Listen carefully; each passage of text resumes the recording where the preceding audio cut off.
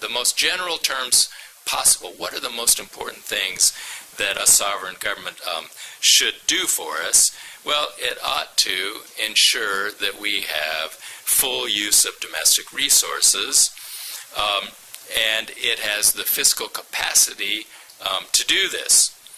Economic growth and promoting economic growth alone is not going to give us full capacity use.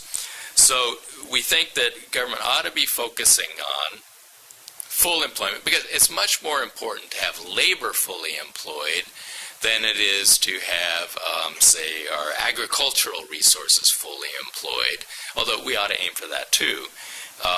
But let's make full employment a primary goal, and as Warren keeps emphasizing, for political reasons, not really for economic reasons, we need to make price stability also a goal. And the problem is that for a very long time, orthodoxy has thought these two goals are completely in conflict. You cannot have both of these at the same time. You either can have full employment, and then you're going to have inflation, or you can have price stability, but you're going to have a lot of unemployment. Okay? So what we're trying to do is to promote a program that can give you full employment with price stability, okay, and that this should be the goal of sovereign government, and our argument is it has the capacity to do this.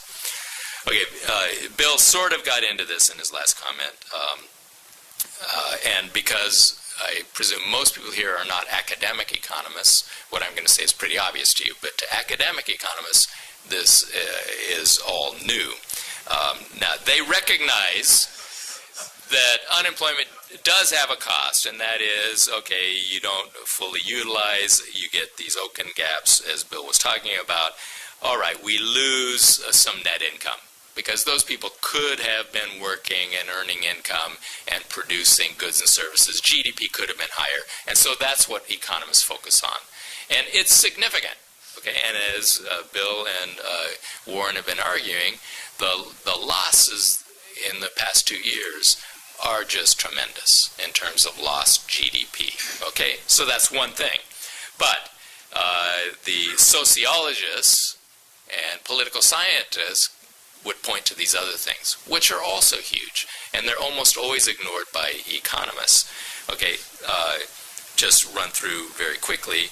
Poverty, social isolation, crime, regional deterioration, because unemployment usually is regionally concentrated, and all the Americans know we can identify parts of the country that suffer from unemployment to a greater extent than others. Health issues, family breakdown, school dropouts, this is well established in the literature outside economics. It promotes violence, ethnic hostility, even terrorism. The loss of human capital, because when people are unemployed for long periods of time, they become unemployable. Partly because of behavioral changes, but also because of the way that potential employers perceive them. 2 years unemployed, I don't want to take a chance on you. So whether it's a real human capital loss or a perceived capital loss, it will prevent them from having the same job opportunities that they would have had if we hadn't gone through this 2-year period. Okay, and hysteresis, long-term unemployed become unemployable, okay, because of these, all of these things that I'm mentioning here, okay. You become homeless, and this is going to have a very long-term impact on your employability. Okay, benefits of full employment. Again, the economists are going to point to the first one. They produce goods and services. They add to GDP. Of course, that is a big benefit. But there are lots of other social and political benefits of achieving full employment.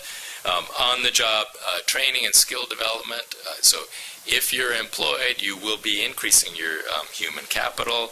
Poverty alleviation, I'll mention this again in a few minutes.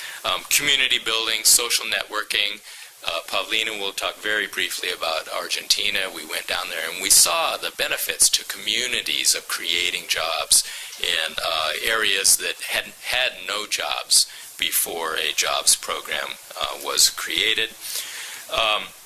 Social, political, and economic stability are all promoted by full employment.